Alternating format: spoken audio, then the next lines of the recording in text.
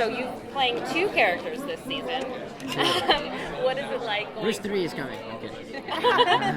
So how do you differentiate the two, and how do you find the justification for their actions? That's a very good question. It's difficult. When I have a scene with myself, a lot of times what I like to do is I like to feel it out. I like to feel out the scene. I like to play off the other person and kind of figure out what I want to do. I don't like to prepare too much. I'd like to just learn my lines beforehand, but all the acting choices I like to make in the moment, as instinct. And most of the time that works. But when I have a scene with myself, I can't do that because I need to think about, because the way it works is whenever I have a scene with myself, I'll do my Bruce 2 version first, and I'll do my Bruce 1 version, right, and then, or vice versa. But, so say I do my Bruce 2 version first, I need to plan out what I'm going to do as my Bruce version so I can react to it as my Bruce 2 version, which is just another, step in the preparation process, but it's something that has been not so much a challenge, but something that I've learned in this experience. As a fan of DC Comics, how is Gotham's version of Ra's al Ghul different from like what we saw in Arrow or in the movies? I don't know how much I'm allowed to say about Ra's al Ghul. Speak from your heart. But what? Speak from my heart. Okay, you guys are trying to get me in trouble, aren't you?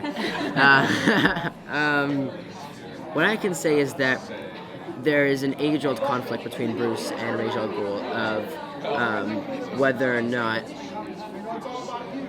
Batman should be allowed to kill.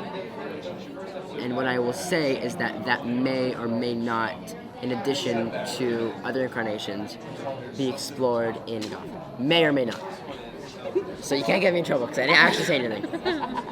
Will we see any kind of costume at the end of this season? You will see... With a hard guys, you guys. You got the shirt on. You're asking for it. Okay. The short answer is no. But you will see. How do I say this without just telling you? I see. Okay. Okay. There won't necessarily be a Batman costume, but there might be another outfit that Bruce will start to wear because he will start to do, because he'll start to have another role in the city of Gotham. All right. Drop the mic, yeah. There's a mic there. Chipper agenda time. What is Bruce going to do to get Selina to forgive him? There's not much he can do. Girls, to let it lie? Girls be crazy. He was trying to protect her, and she runs off and starts kicking him. They're gonna go through a rocky patch. It's not gonna get better in the near future. In the long future, possibly. In the near future, not so much. But we'll see. Stay tuned. I will. Can you talk a little bit about Bruce 2? His role in the Court of Owls and kind of what his plotline is a little bit without getting too spoilery. And of course, in Bruce's plotline with the Court of Owls, because they're going to be coming in. That was the big reveal as we cut out. Absolutely, yeah. So what we learned is that Bruce 2 is now being taken in by the Court of Owls and is being conditioned to look, act, feel like Bruce Wayne. And what the implications of that means will be very soon after we come back from break will be revealed. But what I will say is that those consequences will be catastrophic to Bruce and his endeavors. What are you most excited for fans to see from the rest of the season? I'm excited for fans to see Bruce's emotional and physical journey to becoming Batman. because it's going to pick up in a very, very major way. But it's not just going to be Bruce is going to learn how to fight and then put on the cowl. It's going to be emotionally heartbreaking and difficult, and it's going to be the hardest thing Bruce has ever gone through. Is Alfred a part of this transition, or?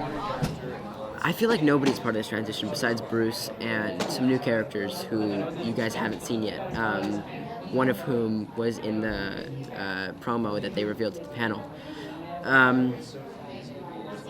Bruce is going to be secluded from everybody he's ever known, and that transformation will happen in his secluded state. So, yeah, nobody that we've been exposed to, as far as the episodes that have aired go, will be a part of this transformation besides Bruce. It's going to be his thing and his alone.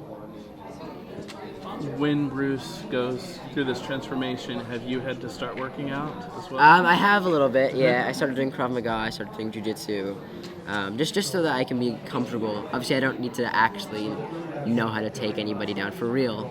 I mean, as of now, but I wanted to feel comfortable in knowing how to use my body as a weapon, and I wanted to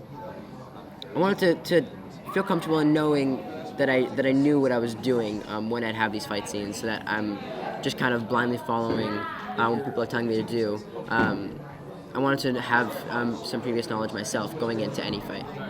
I feel like Bruce is finally kind of making Selina acknowledge her feelings for him in a way that, like, obviously wasn't done in, like, the first season. How is that changing their dynamic, their relationship? I feel like Bruce really, a while ago, put his heart out to her and said, "This is what I feel for you." And like you said, it kind of forced her to tell her how she felt. And that's huge, because Selina doesn't do that for anybody. As Cameron talked about on the panel, Selina is has been forced by her environment and her childhood to put on this front that she doesn't care about anything. And Bruce kind of has been the only person who's been able to break that down and have her reveal something true about herself. It's obviously a huge testament to their relationship and to how connected they are. But like I said earlier, unfortunately, their relationship won't be so much explored in the coming episodes. But I think in the long future, it will. Thank you guys so much.